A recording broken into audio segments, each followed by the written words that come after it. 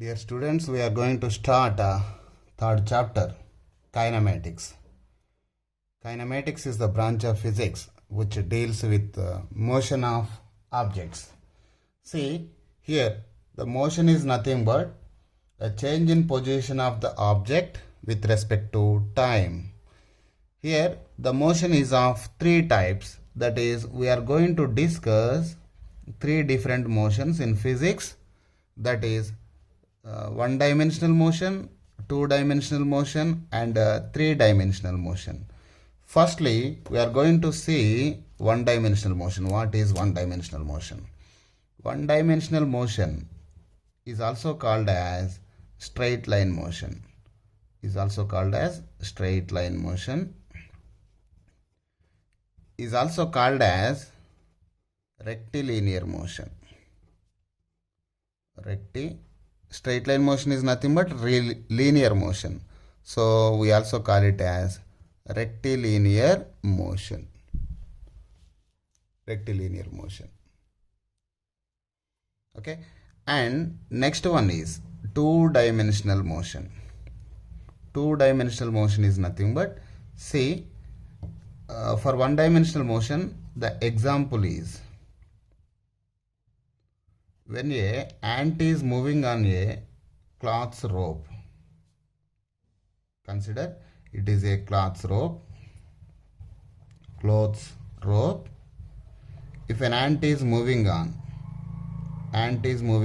cloth rope, the motion is said to be one-dimensional motion because it will move along only any particular axis.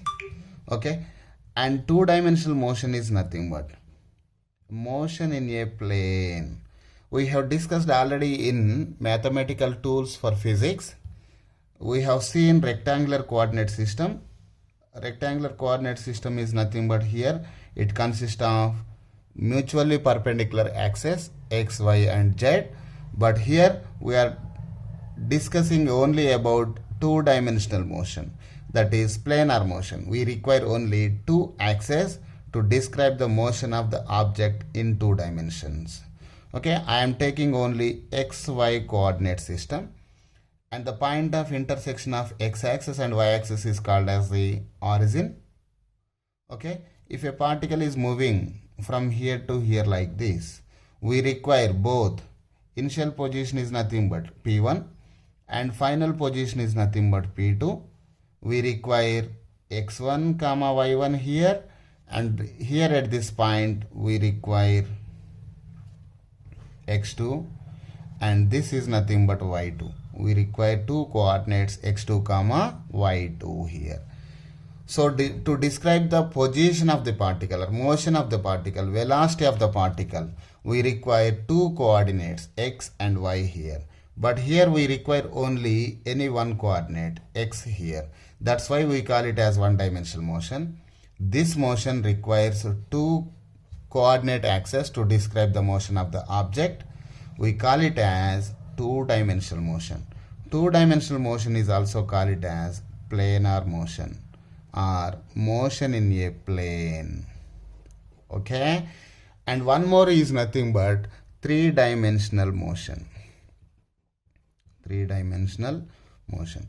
Example for this one is nothing but two-dimensional. Example for motion, two-dimensional motion is nothing but ant or person moving on a floor.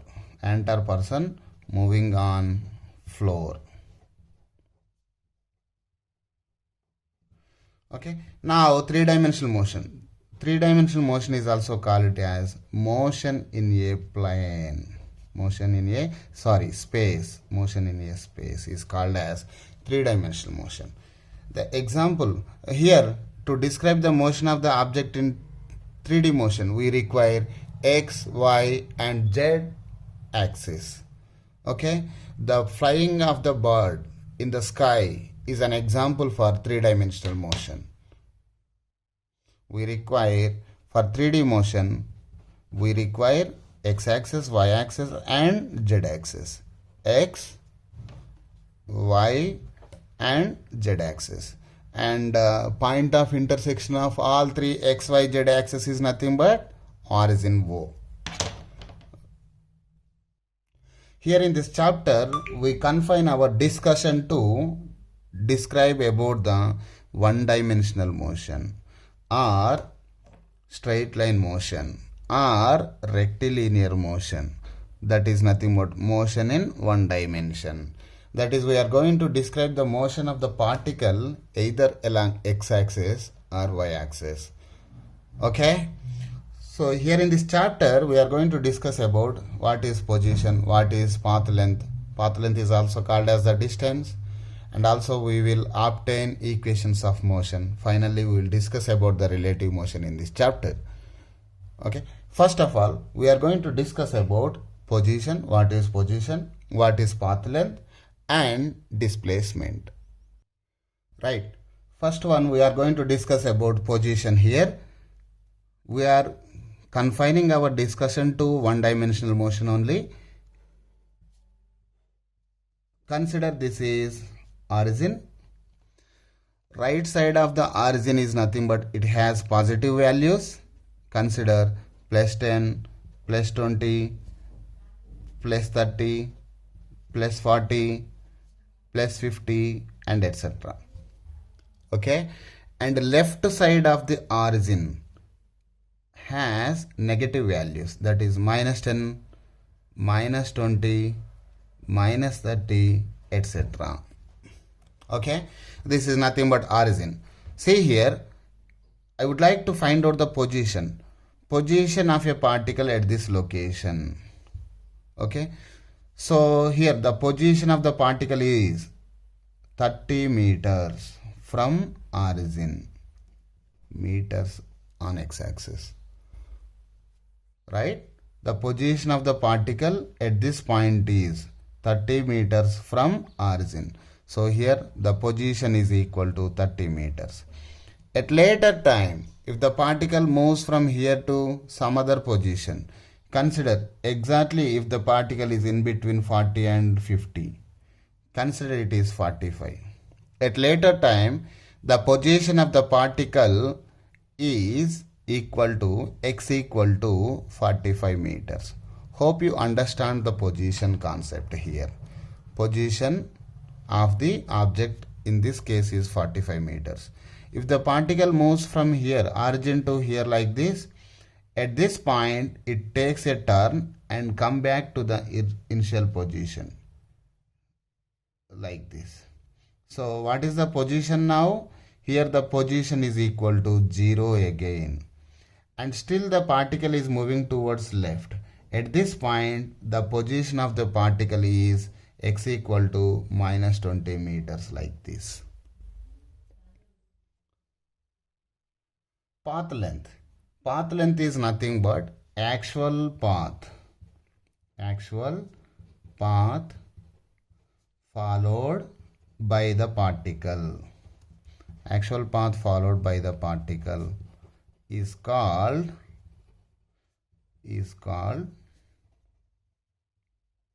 path length. Is also called as distance. Path length is also called as the distance traveled by the particle. Distance is a scalar quantity. Scalar is nothing but it has only magnitude, no direction. Distance is a scalar quantity. Important thing. Okay, scalar is nothing but which has only magnitude,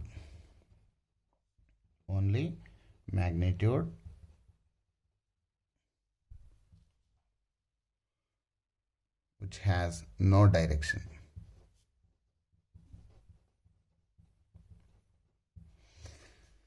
This is all about path length. Now I am going to discuss about displacement.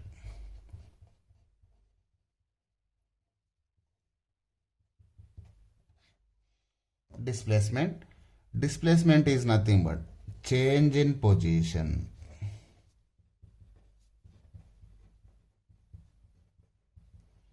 Is called displacement. Change in position. That is, we also define as the shortest distance between initial and final position is also called as the displacement here. Change in position. delta x is called displacement. Delta x is nothing but final position minus initial position. I am writing delta x bar like this. Bar indicates it is a vector quantity. Vector quantity means which has both magnitude and direction. We will discuss in detail about vectors and scalars in 4th chapter. Here delta x is nothing but x2 final position minus initial position. x2 is final position, and whereas x1 is nothing but initial position. Initial position. Delta x is called as displacement, and here a displacement is a vector quantity. Displacement is a vector quantity, and units of displacement are meters, and units of distance are also meters. SI units of distance are meters, and SI units of displacements also meters. I am taking x-axis here because we are discussing only about one-dimensional motion, and this is origin. We have discussed already. Right side of the origin is nothing but having positive values, and left side of the origin is having negative values. And position at time t equal to 0. Time t equal to 0 is nothing but the moment when we look at the motion of the object. Initial time. At time t equal to 0, let the particle is at this position. Initial position. Okay, at time t equal to 0, the position of the particle is called as the initial position. Initial position is indicated with x of 0, or also initial position we also indicate with x1. What is initial position? Where is the particle initially? 10 meters from origin. Initial position x equal to 10 meters. Right? Let this particle is moving from x1 to, let this is P. Initially the particle is at point P. So the position of the particle at t equal to 0 is called as initial position x of 0. It is also indicated with initial position x1. So initially the particle is at point P, which x1 is given by, which is at a distance of 10 meters from origin. At later time the particle is at this point Q. Okay, at later time t2 or t, at later time t, a final position of the particle is given by final position. We also indicate with x of t, or final position simply x2. Where is the particle at final position? It is at point Q. Point Q is at a distance of 70 meters. It is at a position of 70 meters from origin. So final position is 70 meters. What is the distance traveled? Distance traveled is equal to, it is moving from 10 meters to 70 meters. Distance traveled is equal to 60 meters. What is the displacement traveled here? Displacement is equal to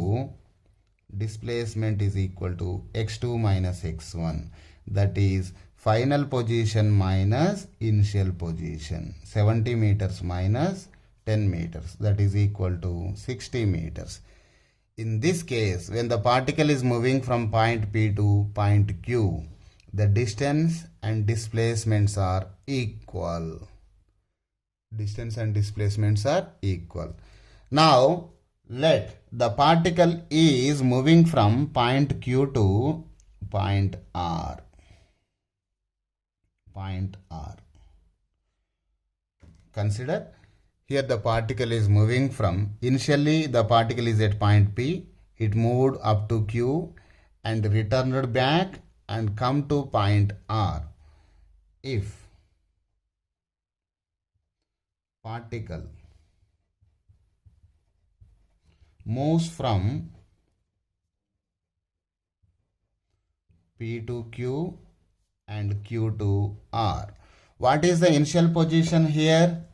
Initial position x1. In this case, initial position x1 is equal to, initially it is started from P, so x1 equal to 10 meters. What is final position here?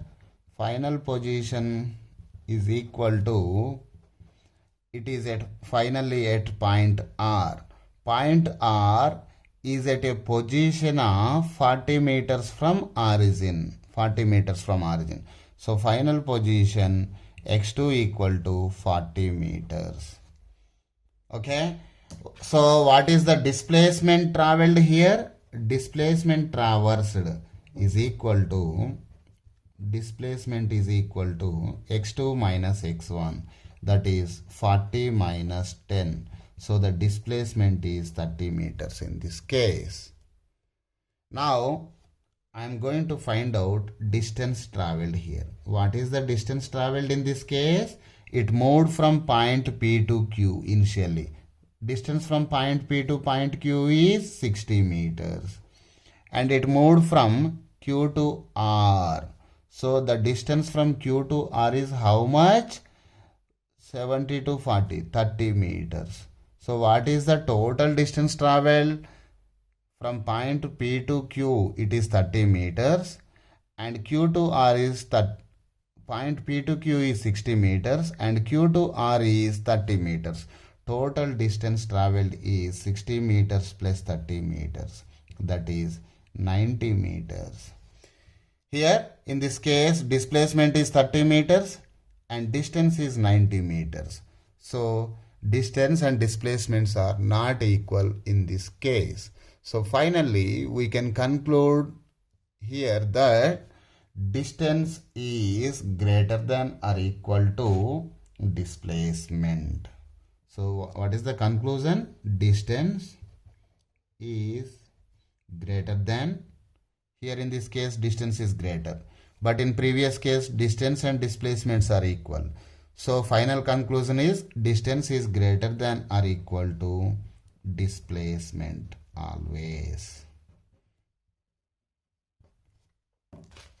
Distance is greater than or equal to displacement always. A very important conclusion.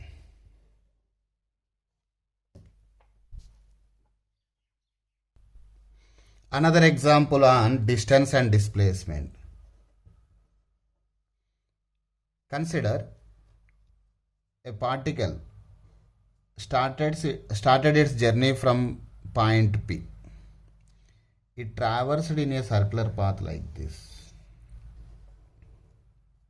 The radius of circle is r. What is the distance?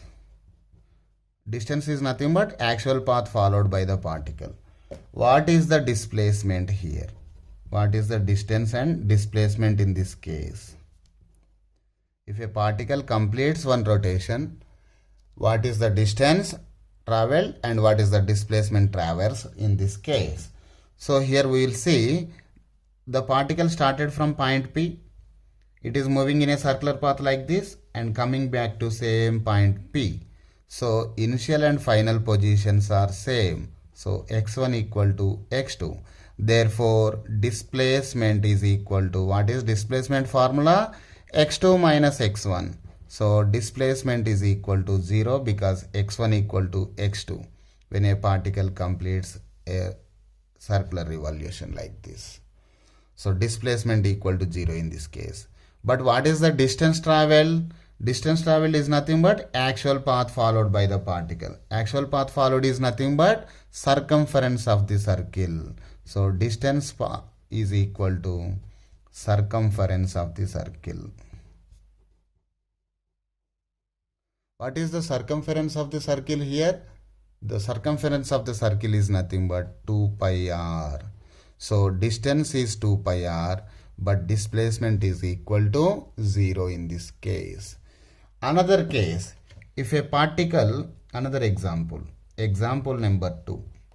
If a particle started its journey from here and moved up to this point P, it started from point P to Q. Consider this is center. Radius is r. Okay. The particle traveled in a semicircular path like this. In this case, the distance is equal to circumference of the semicircle. What is the circumference of the semicircle? Half of the circumference of the circle. So what is the distance traveled? Actual path followed by the particle is how much? Pi r. 2 pi r by 2, r pi r. Okay. What is the displacement here? Displacement is equal to the shortest distance between initial and final position. Final position is Q, initial position is P. So what is the shortest distance here? R plus R, 2R. Okay. The displacement is 2R in this case. Shortest distance between point P and Q. Shortest distance is nothing but 2R. Another example number 3. If you wanted to go to a supermarket, consider supermarket is at a distance of 5 kilometers from your home. Supermarket is at a distance of 5 kilometers from your home. You wanted to bring something from supermarket. You went to supermarket. You find that supermarket is closed. Immediately you take a turn from supermarket to home. Okay. In this case, you started from home, went to supermarket, and you found that the supermarket is being closed. So you started your journey from supermarket to your home again. So in this case, what is the distance traveled and what is the displacement traversed? Here the distance traveled is equal to how much? From home to supermarket, the distance is 5 kilometers. Again from supermarket to home, 5 kilometers. So total distance traversed equal to 5 kilometers plus 5 kilometers. That is, the journey you traveled is 10 kilometers. What is the displacement in this case? 0. Why it is 0? Because you started from home and you reached the home again. So in this case, initial position is equal to final position. If initial and final positions are same, if x1 equal to x2, here in this case x1 is equal to x2. So if initial and final positions are same, the displacement is equal to 0. Now we are going to discuss about motion graphs. Motion graphs are nothing but powerful tools to analyze and discuss about the motion of the object. Here motion graphs are position versus time graphs, velocity versus time graphs, and acceleration versus time graphs. We will see them. First of all, as of now we know only about position, distance and displacement.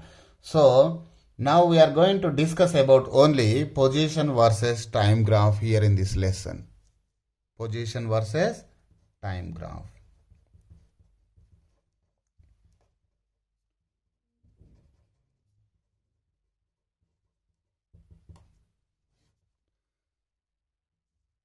Position versus time graph. Right. We know already time is an independent quantity. All independent quantities are taken to be on x-axis and dependent quantities are taken to be on, position is a dependent quantity which depends on time. So dependent quantities are taken to be on y-axis. X is a position, t is a time. So here the graph is position versus time.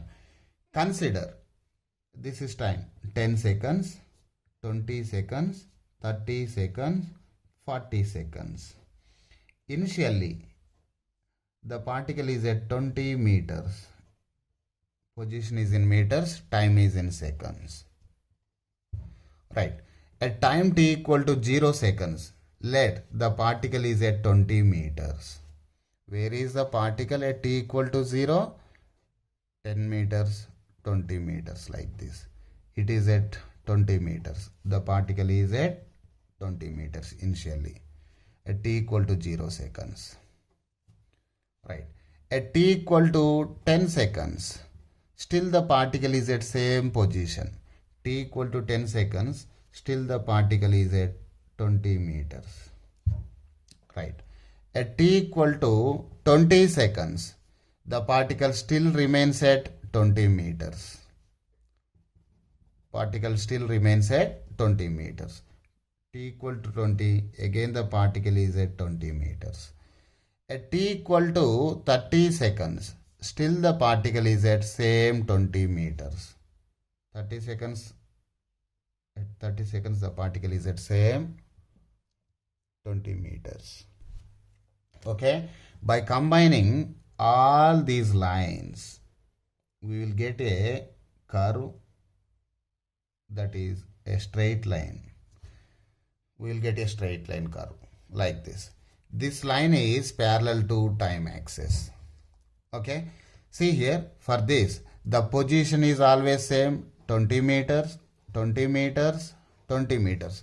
Irrespective of the time, the particle is at same location, so that this xt curve represents the particle is at rest. Particle is at rest or stationary. If xt curve is a straight line, if that straight line is parallel to time axis, that xt curve indicates, xt graph indicates the particle is at rest or is in stationary mode. Another example is, if a particle, if the xt curve is like this, x versus time, position versus time curve, 10 seconds, 20 seconds, 30 seconds, 40 seconds like this. Time is taken on in seconds, position is taken in meters. Consider this is 10 meters, 20 meters, 30 meters like this, 40 meters like this. Okay, initially at time t equal to 0, the position of the particle is equal to 0. Let the position of the particle equal to 0. At time t equal to 0, x is also equal to 0. X is 0, t is 0. Nothing but this point. At later time, at t equal to 10 seconds, let the position is 10 meters. At t equal to 10 seconds, the position is 10 meters.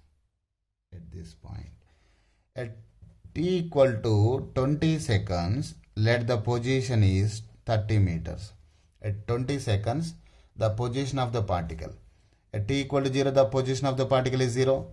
After 10 seconds, the position of the particle is 10 meters. After 10 more seconds, that is at time t equal 20 seconds, the position is 20 meters. At 30 seconds, the position is at 30 meters like this. At t equal to 20 seconds, x equal to 20 meters. 20 seconds and 20 meters like this. At t equal to 30 seconds, let the position of the particle is 30 meters like this. 30 seconds and position of the particle is 30 meters like this.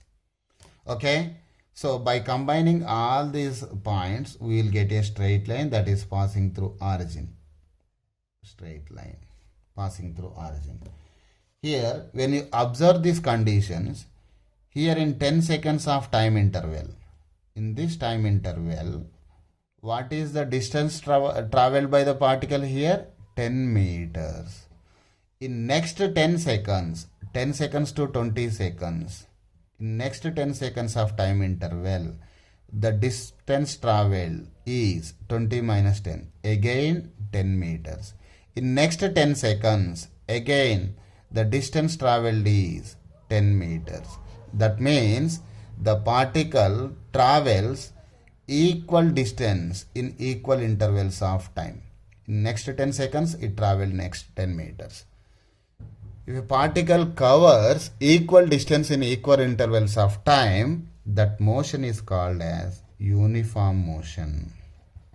So this motion is uniform. Velocity is constant in uniform motion. We will discuss what is velocity and how this is constant in uniform motion. What is uniform motion? If particle, uniform motion is nothing but, if in uniform motion particle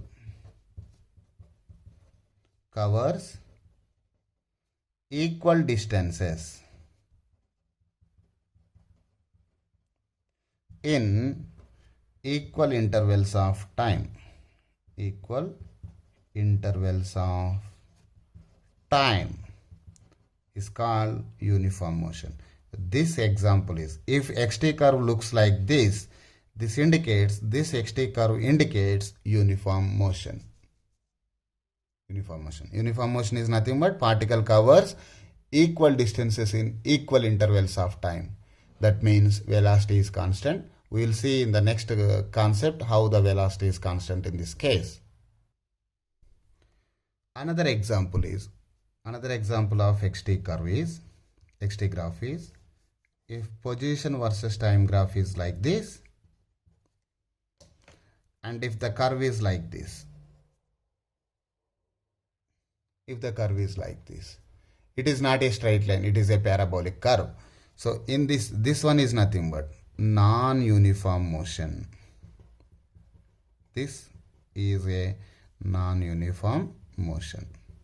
If a straight line is parallel to time axis, that motion is said to be stationary motion. That is, the particle is at rest. If the xt curve indicates, if the xt graph indicates a straight line that is passing through origin but not parallel to time axis, that motion is a uniform motion. In this case, the curve is like this, so it is a non-uniform motion. Now we are going to discuss about average velocity and average speed. First of all, we are going to discuss about average velocity. Average velocity. So here average velocity is equal to displacement divided by time interval.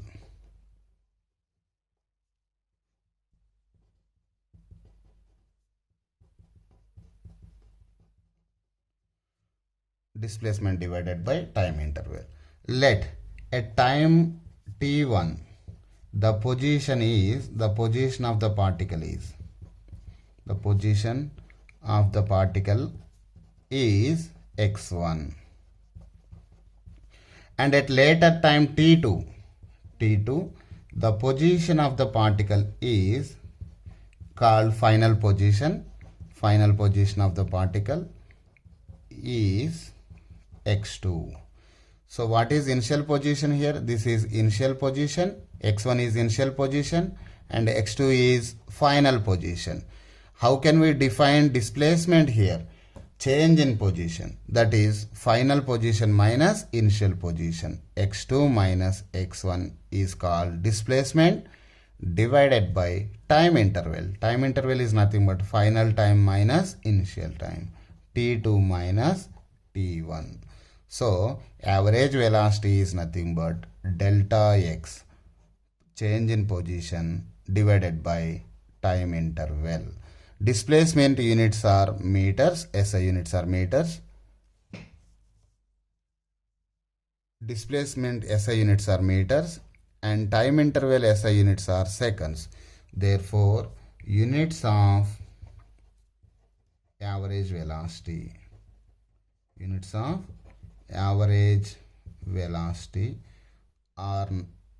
are meter per second. SI units of average velocity are meter per second, and it is average velocity is a vector quantity because displacement is a vector quantity.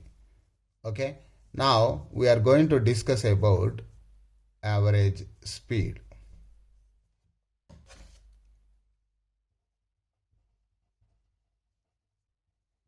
average speed. Average speed is nothing but distance traveled divided by time taken. Average speed equal to distance divided by time taken or time interval. Here the units are SI units are same again. The distance units are meters and time units are seconds. So SI units are meters per second again. And it is a scalar quantity. Why it is scalar? Scalar because it is the ratio of distance divided by time taken. Distance is a scalar, time is also a scalar. So average speed is a scalar quantity and its units are meter per second. Again, the final conclusion here is average speed is always greater than or equal to average velocity. Average speed is greater than or equal to average velocity. Why average speed is always greater than or equal to average velocity? Because speed is nothing but distance divided by time taken. But average velocity is nothing but displacement by time taken. In the previous conclusion, distance is always greater than or equal to displacement. So average speed is also greater than or equal to average velocity. Average velocity. Average speed is always greater than or equal to average velocity. See here, if the particle is moving towards right from origin, position is increasing, position is increasing. Let initial position is x1 and final position is x2. If the particle is moving towards right side move అయితే ఏమవుతుంది? Position increases. That means x2 is greater than x1.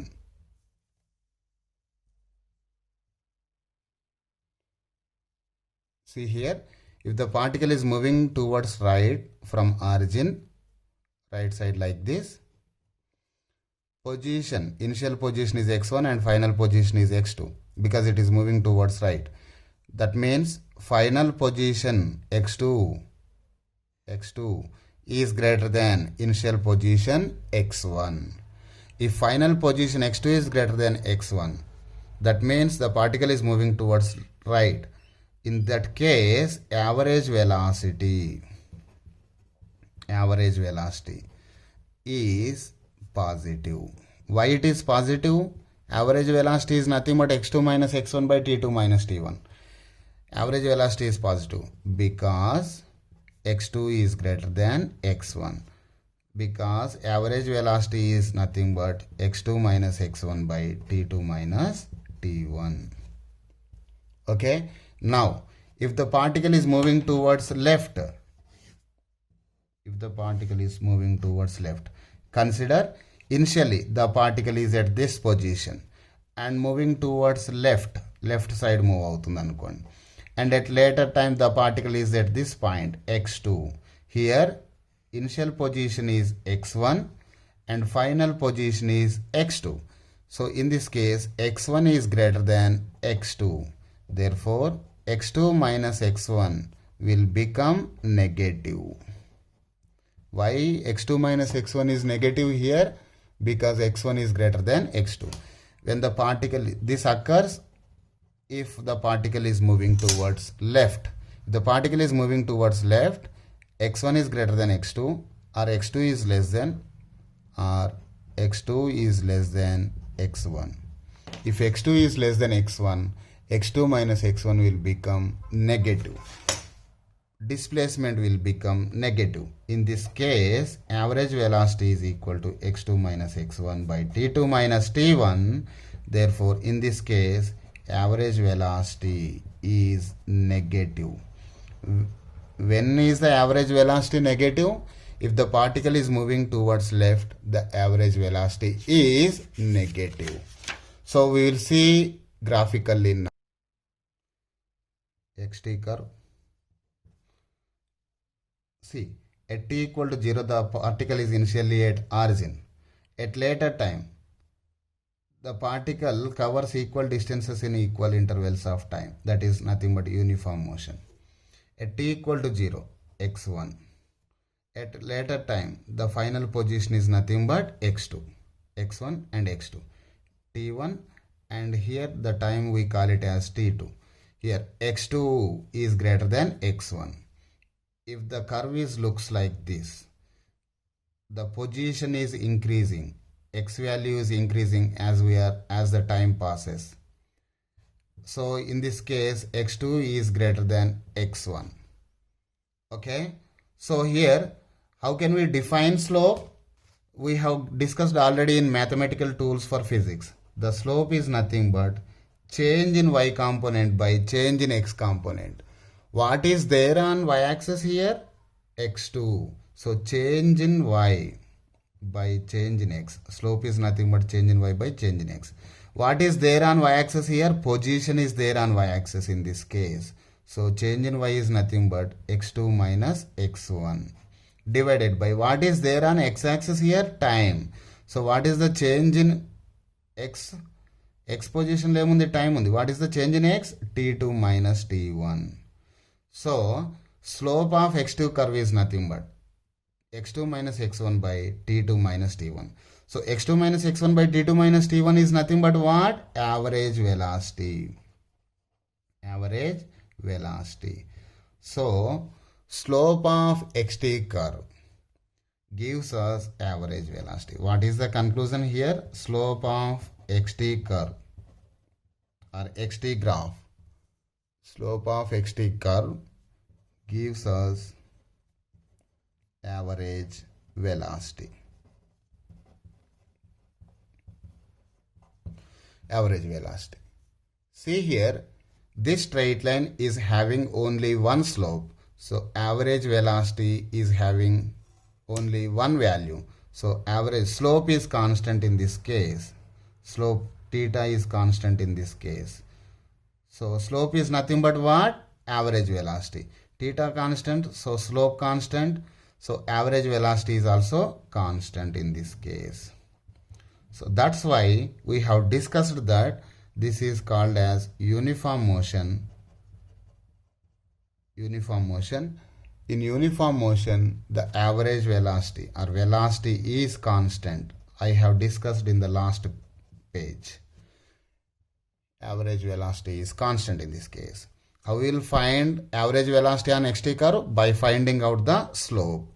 So in the next example, if a part initially let the particle is at this point x1 and it is moving like this and the curve is looks like this.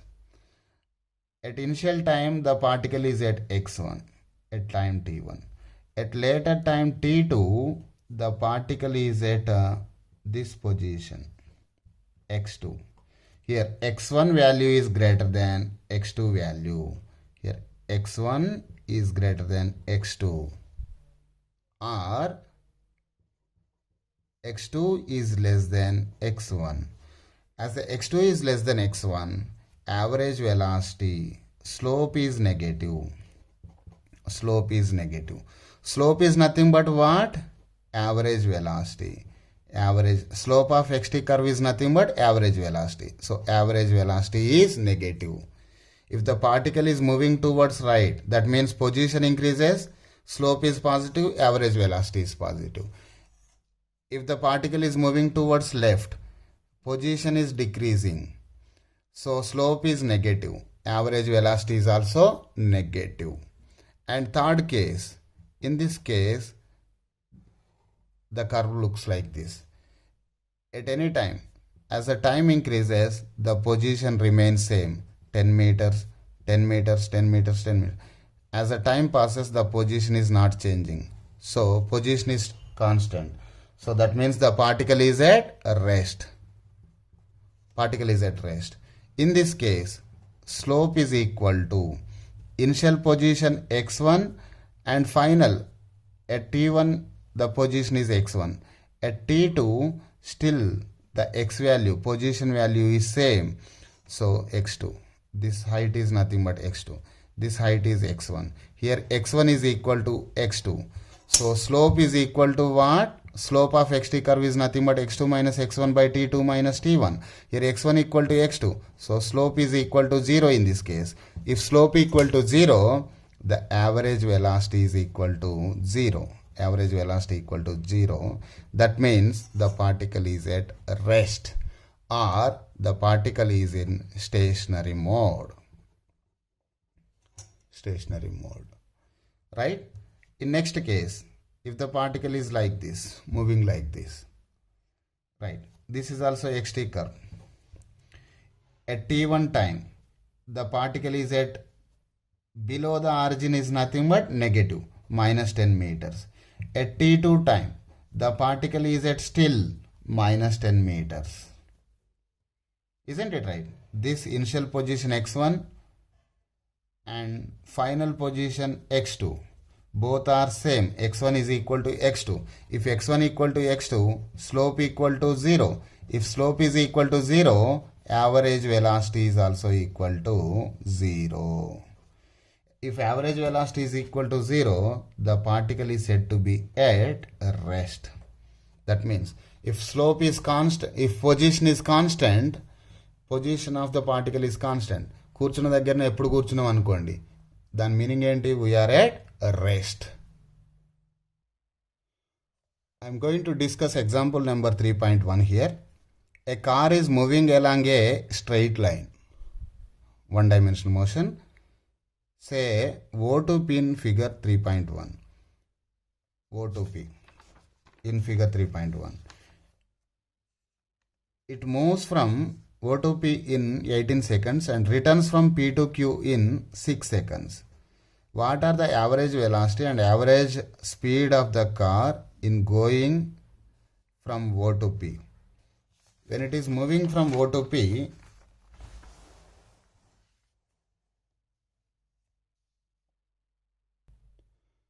in question, when it is moving from O to P, O is nothing but initial position 0, x1 equal to 0, x2 equal to 360. So what is the displacement here? 360 minus 0 is nothing but 360. What is the distance traveled here? O to P, distance traveled is also 360. Here in this case, distance is equal to displacement. What is the time taken from here to there? 18 seconds. O to P 18 seconds taken as per the question. So average speed is equal to 360 by 18. That means 20 meter per second. Average velocity equal to displacement by time taken. From O to P, displacement is 360 divided by 18 seconds. Again 20 meter per second. In this case, average speed is equal to average velocity. But when the particle is moving from O to P and P to Q, the distance traveled is 360 and here to here 120. 360 plus 120. So the distance traveled is equal to 360 plus 120 is nothing but 480 meters. Whereas the displacement is from O to P and P to Q. Final position is Q. So final position is 240, initial position is 0. So in this case, the displacement is 240 meters only. Distance is 480 and displacement is only 240 meters. To find out the average speed, the formula is distance divided by time taken. That is 480 divided by 18 plus 6. 24 seconds. 480 by 24. And in the next case, average velocity equal to displacement by time taken. Displacement is 240 and time taken is 18 plus 6, 24. 240 by 24. Here we will get average velocity is less than average speed. We have already concluded that average velocity is always less than or equal to average speed.